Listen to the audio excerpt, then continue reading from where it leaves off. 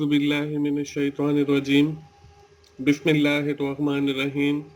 अस्सलाम वालेकुम दोस्तों, मैं हूं मोहसिन रज़ा और आप लोग देख रहे हैं 24/7 टीचर्स ऑनलाइन। दोस्तों, हमारी कंप्यूटिंग की क्लास चल रही है और आज उस सीरीज का हमारा 20वां लेक्चर है। दोस्तों, हमारी पिछली 5 या 6 क्लासेस जो गुजरी हैं वो हमारी HTML के हवाले से थी और हमने क्लास 13 के अंदर अपनी जो डिस्कशन है वो नेटवर्क कम्युनिकेशन के हवाले से स्टार्ट की थी।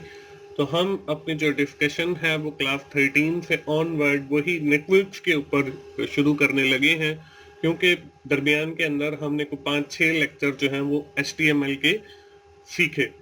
दोस्तों, उसी हवाले से आज हम लोग बात करेंगे नेटवर्क क्लियरिंग के हवाले से। मैं आपको बताऊंगा कि नेटवर्क क्लियरिंग से क्या मुराद है और किसी भी नेटवर्क के अंदर ये लेयरिंग क्या होती है।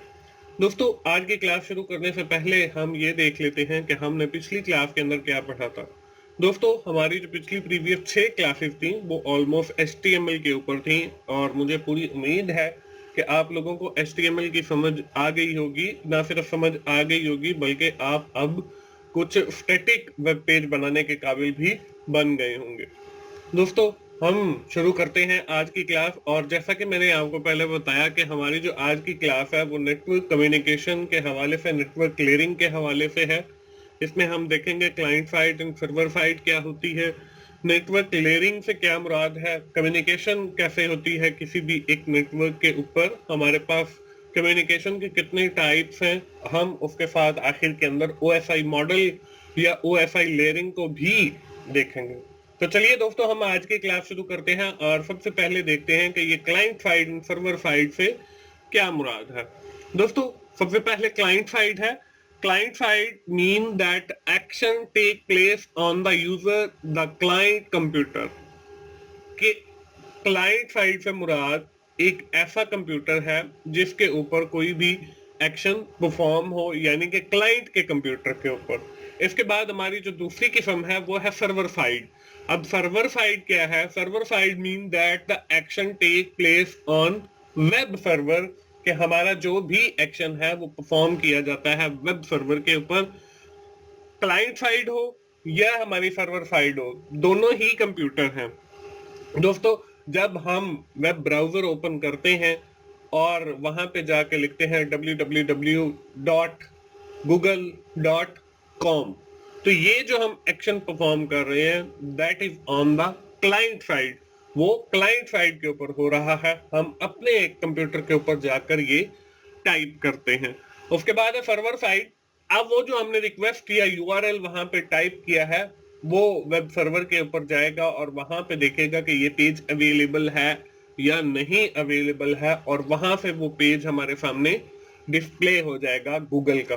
तो वो जो एक्शन परफॉर्म हुआ है वो हमारा सर्वर साइड के ऊपर हुआ है। या हम जीमेल का अपना आईडी ओपन करते हैं और वहां पे अपनी जो कार्डिनलिटीज हैं वो एंटर करते हैं, कि अपना जीमेल का आईडी एंटर करते हैं और पासवर्ड एंटर करते हैं। अब ये जो काम हमने, ये जो एक्शन हमने परफॉर्म किया है that is on client side computer.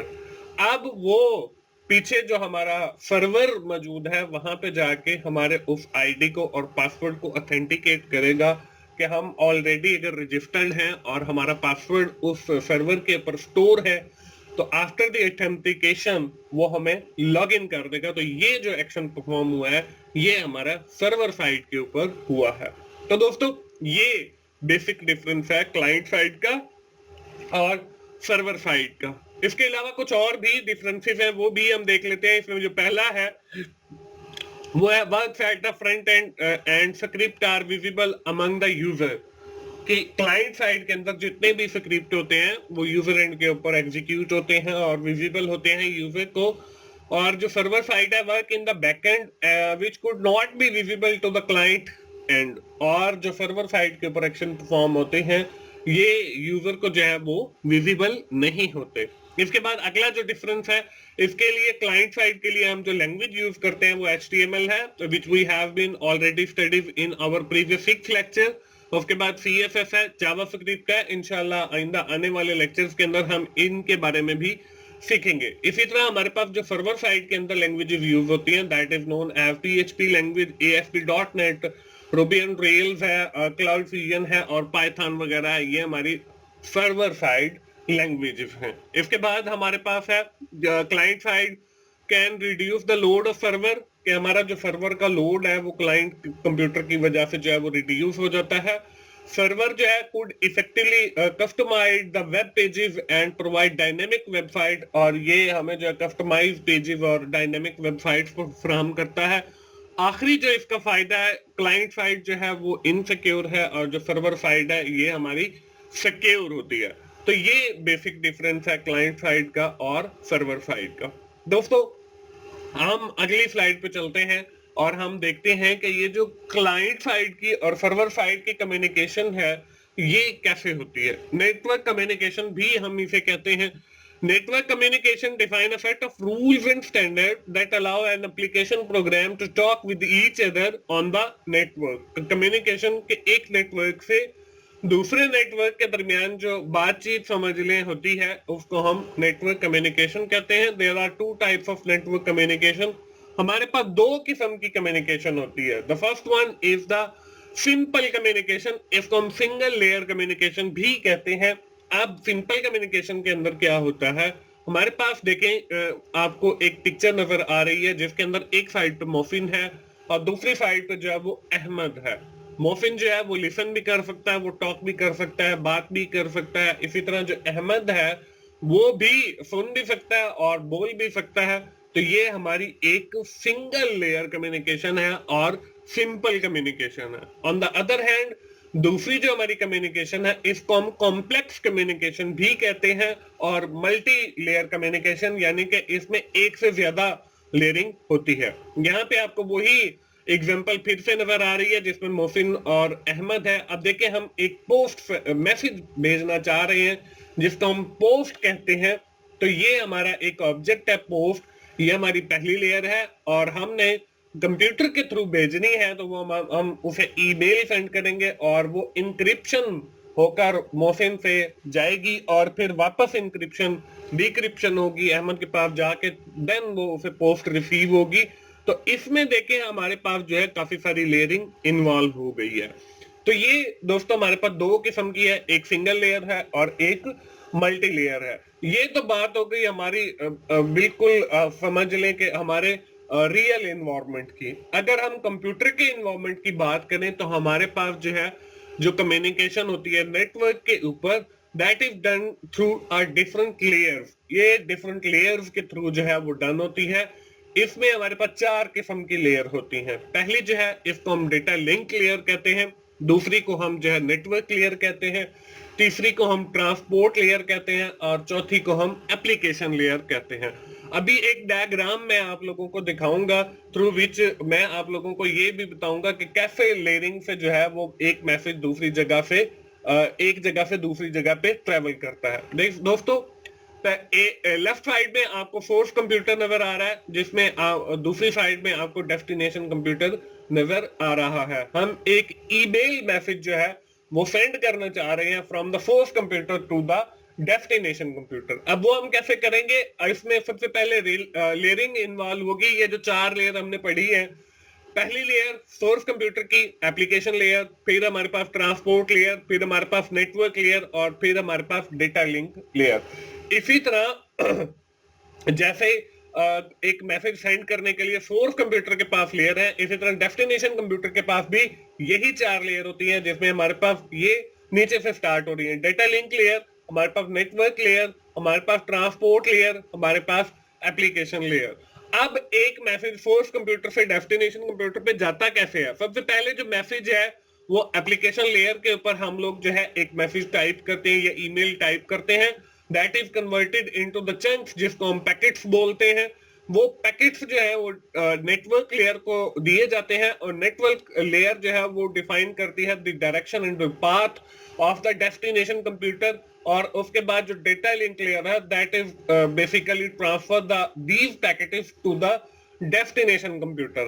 अब ये जो डेटा लिंक लेयर है ये हमारे पैकेट्स को ट्रांसफर करके राउटर को देती है और राउटर जो है बेसिकली वो आगे हमारे डेस्टिनेशन कंप्यूटर की डेटा लिंक लेयर को देता है और फिर वो ऊपर नेटवर्क लेयर को जाते हैं, ट्रांसपोर्ट लेयर को, और मैसेज जो है ओरिजिनल फॉर्मेट के अंदर डेस्टिनेशन कंप्यूटर तक पहुंच जाता है। तो इस तरीके से इन लेयरिंग के थ्रू जो है वो हमारा मैसेज एक जगह से यानी सोर्स कंप्यूटर से दूसरी जगह डेस्टिनेशन कंप्यूटर को जाता है।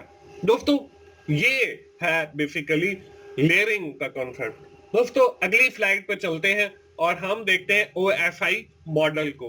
OSI मॉडल क्या है? OSI model open system interaction model है, was the second model of after TCP/IP to govern the network protocol. अब हमारे पास कुछ प्रोटोकॉल्स डिफाइन है जिनके थ्रू हमारा मैसेज जो है वो एक जगह से दूसरी जगह जाता है। इसमें TCP/IP भी है, OSI मॉडल भी है। अब हमने पीछे जो है ट्रेडिशनली 4 लेयर पढ़ी है और अब जो OSI मॉडल है इसके अंदर हमारे पास जो है वो डिफरेंट लेयर्स होती हैं, वो भी हम डिस्कस करते हैं। It was established in 1970 by ISO international organization standard organization for standardization in 1947 के ये जो OSI मॉडल है ये एस्टैब्लिश हुआ 1970 में और इंटरनेशनल ऑर्गेनाइजेशन जो है स्टैंडर्डाइजेशन ये 1947 के अंदर एस्टैब्लिश हुई। इन्होंने जो है वो OSI मॉडल इंट्रोड्यूस किया, वो लेयरिंग नेटवर्क इंट्रोड्यूस किया। इसके बाद इट हैव 7 लेयर, इसकी हमारे पास जो है वो 7 लेयर होती है। पीछे हमने ट्रेडिशनली जो है वो सिर्फ 4 लेयर पढ़ी है। अब वो 7 लेयर कौन सी है वो हम देख लेते हैं। इसमें पहली जो है वो डेटा लिंक फिजिकल लेयर है, दूसरी डेटा लिंक लेयर है, तीसरी नेटवर्क लेयर है, चौथी हमारी ट्रांसपोर्ट लेयर है, उसके बाद सेशन लेयर है, प्रेजेंटेशन लेयर है और एप्लीकेशन लेयर है। इसके अंदर देखें वो 4 लेयर जो हमने पहले पढ़ी है जिसमें डेटा लिंक लेयर है वो प्लस हमारी जो है ट्रांसपोर्ट लेयर, फिर हमारी एप्लीकेशन लेयर और नेटवर्क लेयर। इसके अंदर कुछ नई लेयर्स का इजाफा हुआ है जिसमें हमारी प्रेजेंटेशन लेयर है, सेशन लेयर है और फिजिकल लेयर है। तो आजकल जो है वो हम TCP/IP के थ्रू इन 7 लेयर्स के जरिए जो है वो मैसेज को ट्रेवल करते हैं। ये है दोस्तों बेसिकली लेयरिंग का कॉन्सेप्ट। इसमें हमारे पास जो है TCP/IP ये हमारा ट्रांसमिशन कंट्रोल प्रोटोकॉल है through which the messages travel from the source computer to the destination computer. IP internet protocol are define the variant of transport layer. ये जो हमारा TCP है और IP है ये हमारी ट्रांसपोर्ट लेयर के वेरिएंट्स को डिफाइन करता है। तो बेसिकली दोस्तों ये है हमारे पास लेयरिंग का कॉन्सेप्ट। दोस्तों आज की क्लास हम यहीं पे अपनी खत्म करते हैं क्योंकि आज की क्लास के अंदर हम लोगों ने जो है देखा है कि हमारी कम्युनिकेशन क्या होती है, क्लाइंट साइड और सर्वर साइड से क्या मुराद है। हमने देखा कि नेटवर्क लेयरिंग क्या होती है और नेटवर्क कम्युनिकेशन को देखा कि नेटवर्क कम्युनिकेशन से क्या मुराद है। हमने ये भी देखा कि हमारे पास रियल सिनेरियो के अंदर कितनी किस्म की कम्युनिकेशन होती है, जिसमें हमने सिंपल कम्युनिकेशन यानी सिंगल लेयर को देखा और फिर कॉम्प्लेक्स कम्युनिकेशन जिसमें हमने मल्टी लेयर कम्युनिकेशन को देखा। आखिर के अंदर मैंने आपको OSI मॉडल या OSI लेयरिंग के हवाले से बताया जिसके अंदर हमने TCP और IP को देखा, UDP को देखा। तो दोस्तों आज की क्लास हम यहीं पे खत्म करते हैं। आखिर में दोस्तों मैं यही कहूंगा कि अगर आपको मेरी वीडियो अच्छी लग रही है तो आप उन्हें लाइक कीजिए, अपने दोस्तों के साथ शेयर जरूर किया करें ताकि जिनका ये सब्जेक्ट है, और मेरा चैनल 24/7 टीचर्स ऑनलाइन जरूर सब्सक्राइब करें ताकि मेरी हर आने वाली वीडियो, हर आने वाला लेक्चर आप लोगों तक पहुंच सके और आप उससे सीख सकें। दोस्तों मिलते हैं अगली कंप्यूटिंग की क्लास में। उस वक्त तक के लिए मुझे इजाजत दीजिए। थैंक यू वेरी मच दोस्तों, अल्लाह हाफिज।